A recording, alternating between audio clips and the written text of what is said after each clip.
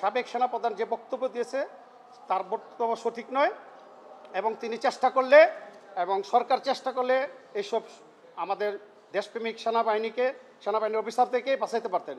এই সরকার পতনের আগ পর্যন্ত আমার আরএসইউ বা বিভিন্ন গোয়েন্দা সংস্থা প্রত্যেকদিন বা একদিন দুদিন পর পর আমার ভোর সকালে কল দিত।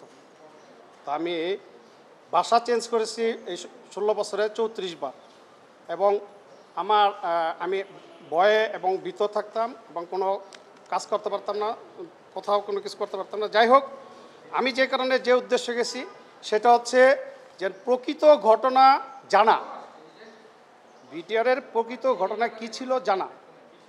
এখানে আপনারা জানেন সাবেক সেনাপ্রধান মইনুল আহমেদ যে বক্তব্য দিয়েছে, আমি তার পুরোপুরি বিরোধিতা করি।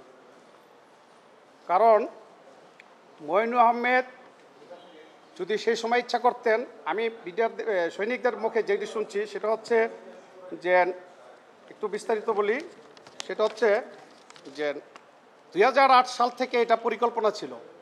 2008 সালের পরিকল্পনা। এখানে তারা এটা ঘটানোর জন্য বহুবার চেষ্টা করছে, বিদ্রোহ ঘটানোর জন্য কিছু লোক। এবং আজ দেখবেন 2009 তারিখের 2009-এর 16 ফেব্রুয়ারি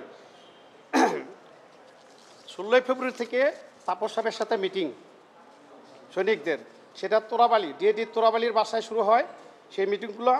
এই মিটিংগুলো গোয়েন্দা সংস্থা থেকে সে কি জানে নেই, এনএসআই থেকে জানে নেই, ডিজিএফআই থেকে সে জানে নেই, তারপরে বিডিআরের একটা গোয়েন্দা সংস্থা আছে আরএসইউ, তারাও সেগুলো কি তাদের জানে নেই। 18 তারিখে সিপাহী জাকিরের কোচিং সেন্টারে তারা 7-8 জন বহিরাগত সহকারে মিটিং করে।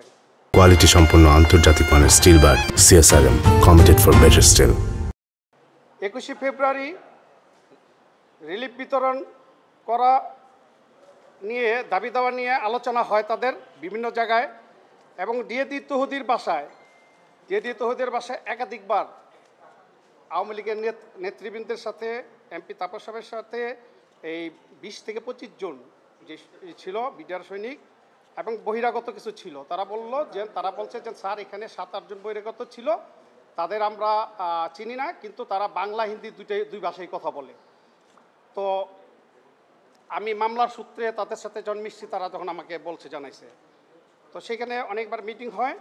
আমাদের ঘটনার কথা ছিল 24 তারিখ সাধারণ সকল বিডিআর সৈনিকরা 24 তারিখে এটা বলতে চাইছিল যে প্রধানমন্ত্রী আসার পরে তাকে জিম্মি করে, তাকে নিয়ে তাকে আটকে আমরা কোনো হতাহত করব না, আমরা তাকে চারিদিকে ব্যারিকেড দিয়ে আমরা দাবি দাওয়া আদায় করব। সাধারণ আইনজীবীরা এটা হত্যা বা গুণের সঙ্গে ছিল না, কিন্তু তারা বলতেছে স্যার 20-25 জন যে সারা সবসময় মিটিং করছে আওয়ামী লীগের সাথে বা ইয়ের সাথে নেতৃবৃন্দের সাথে এমপিদের সাথে এবং বারবার যারা মিটিং করছে তারাই, এবং আর কিছু বহিরাগত, তারা এই 24 তারিখের ব্যাপারে তারা কোনো ঘটনা। আমার দাবি হচ্ছে যে মইনুল আহমেদ যেটা বলছে যে আমি অর্ডার দিয়েছি, আমি বলেছি আমি এটা নির্দোষ হিসেবে সে নিজেদের প্রতিষ্ঠা করতে চেয়েছে। আমি বলতে চাচ্ছি যে সৈনিকদের মুখে যেটা শুনছি, 9টা-9:30 যখন শুরু হয় গোলাগুলি, শাকিল সাহেব যখন মারা যায়, সেই 9:30টার সময় নিউ মার্কেটের যে গেটটা ছিল সেই গেটটা র্যাব আইসা অবস্থান নিয়েছে।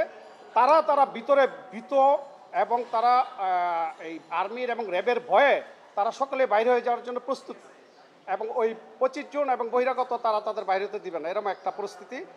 ইন দ্য মিন টাইম ওইখানে যদি 10টার মধ্যে একটা ইয়ের গাড়ি, মানে গেটের সামনে সেনাবাহিনীর গাড়ি এইসব থাকতো, একটা ট্যাঙ্ক, এবং র্যাবকে অর্ডার দিত, এবং 40 থেকে 45 জন অফিসার সেখানে বাঁচাতে পারত, এবং এত মেসাকরা হয় না, কোনো গোলাগুলি লাগলো, শুধু একটা গাড়ি আসলে ওইখানে তারা বলতেছে স্যার যদি আসতো আমরা সবাই পলাই যেতাম, আমরা পলাই গেলে এই খুনিরাও পলাই যেত।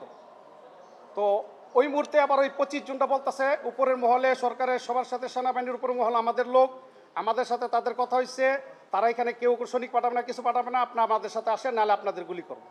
আমার দাবি হচ্ছে যে সাবেক সেনাপ্রধান যে বক্তব্য দিয়েছে তার বক্তব্য সঠিক নয়, এবং তিনি চেষ্টা করলে এবং সরকার চেষ্টা করলে এইসব আমাদের দেশপ্রেমিক সেনাবাহিনীর অফিসারদেরকে বাঁচাইতে পারতেন।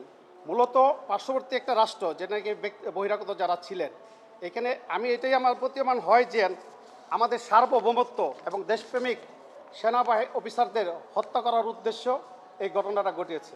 আমি এর তীব্র নিন্দা জানাই এবং প্রকৃত এই ঘটনার সাথে জড়িত যারা এবং সাবেক সেনাপ্রধান সহকারে সরকারের প্রধানমন্ত্রী এবং নানক তাপস আরও অন্যান্য যারা জড়িত আছে প্রত্যেকের বিচার দাবি করে আমি আমার এই বক্তব্য শেষ করছি।